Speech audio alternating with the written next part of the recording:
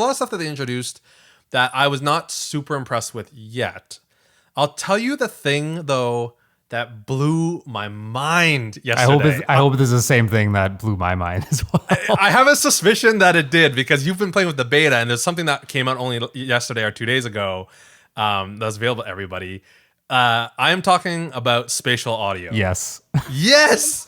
This thing is crazy! Okay, so FDK. So spatial audio is so you have your AirPods, and it works with the AirPods Pro and the second generation AirPods.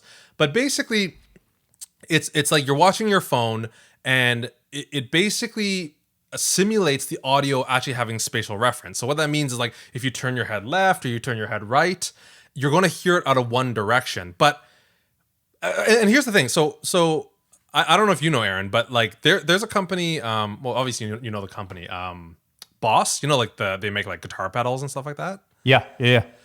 So they actually came out with headphones a year or so ago called like the Waza Air, and they're basically headphones, but there was like a guitar amp, but in headphones. Yeah. And what they had is they basically had kind of similar technology. The idea was that you'd be like playing your electric guitar, but you would almost like hear it as if the amp was like in front of you. Okay, yeah. Moved your head or whatever, right? And so again, for those who don't know, this is what it's like. It's kind of like the idea that you're listening to audio that's not really like just piping through your left and right ear. Actually has spatial awareness. Now, my experience with this, it was mind blowing. Okay, so I was in bed. This was like late last night at like 1 a.m. So my wife Breton is going to sleep. I put in my AirPods, and I'm I do have the latest update. So I'm going to try spatial audio. Yeah. So I throw on YouTube, and I'm like moving my head, and I'm like, this is not that great. Yeah. It's not really working. Yeah. And then I realized, oh wait, YouTube doesn't work with this yet. So switch to Apple TV. Throw on Edge of Tomorrow, Tom Cruise and so Apple TV, as in their like streaming app, like the not. Yes. Yeah. Actually, that's a good point because this is there's a lot of caveats here, but yeah. So I turn it on, and right away I'm like, oh shoot, like it's not playing through my headphones. I'm like, it's like, oh, it's playing out of my phone. I gotta turn it down, or else I'm gonna wake up Breton. And I'm like, wait, no, hold on. That's part of it. Oh, that's amazing. So instantly I was like, what the hell? So for those who haven't experienced it, it's almost like your iPhone. It feels like I'm holding a home theater in my hands. Yeah.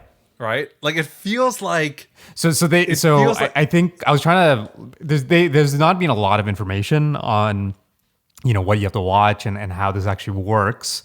But apparently you need a certain source for the audio, like a certain source format. And I think it's Dolby Atmos is actually, you need that specific audio stream.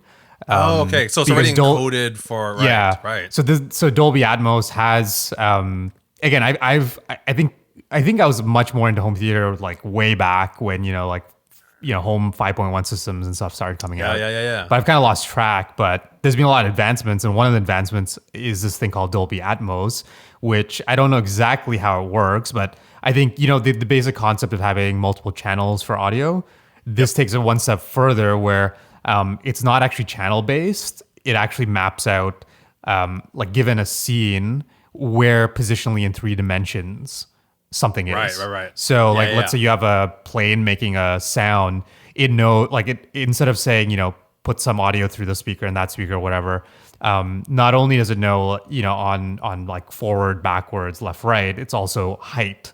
So you need that specific audio source apparently to use spatial audio on the AirPod Pros. And honestly, I think it's only the Apple TV app. So very limited selection, but yeah. Anyways, continue. Yeah.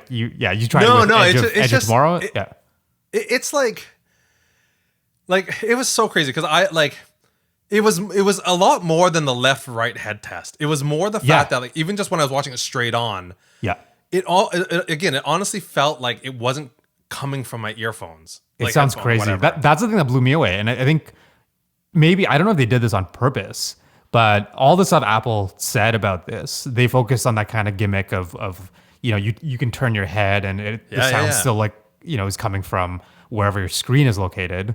But it's more than that. what it actually is translating that Dolby Atmos source Yeah. into some magic that makes it seem like, you're actually listening to that audio and like surround sound, right? Yeah, it is. Yeah. It is my like. It's the first time where I thought maybe I'll watch this. Like maybe I'll watch movies through my Yeah. AirPods rather than through Man. my 5.1 stereo system because it's that good. Yeah. It's just like So- so crazy. So this is my whole like I actually for once actually wrote notes down because when I was when I was Yeah. when I was experiencing it, I was like, I gotta write my thoughts on this because something kind of clicked, and I think so. So here's the thing, right? Like AirPod Pros, like they're not cheap, right? What are they? 350 Canadian or something like that, right? Yeah. Yeah. So from the basis of being a pair of headphones, that's crazy, right? Like there's not that many, kind of mass market headphones that are that expensive.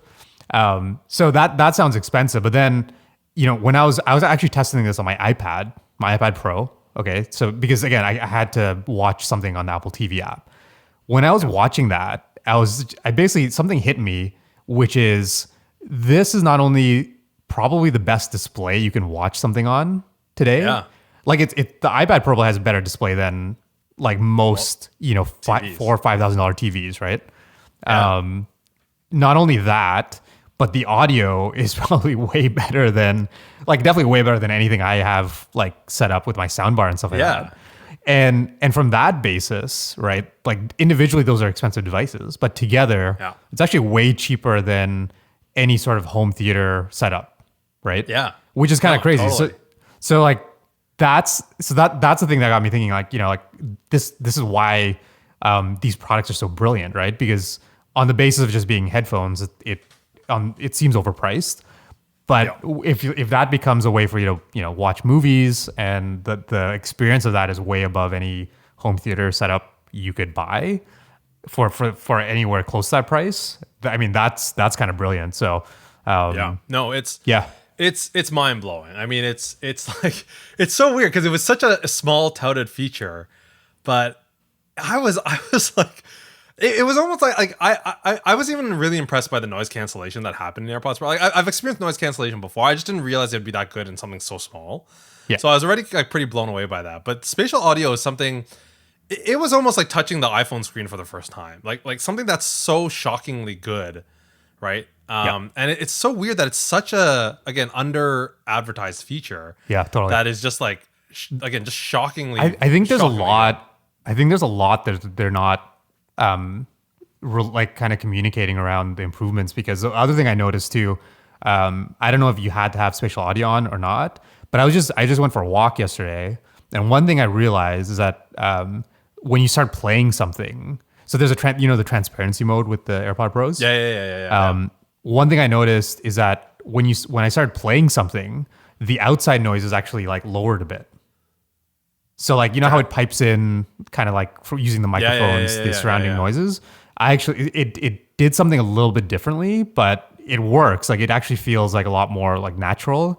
Because, I think you don't want too much external noise, right? Whenever you're trying to listen to your own thing. But then as soon as you pause it, like then more of the external noise came in, which is just like, Right. Again, the fact that they basically put software on headphones, right? Which is a brilliant part. Like that's again $350, expensive for headphones, but not really whenever you have something that's basically updatable and has become like basically a platform for new features, right?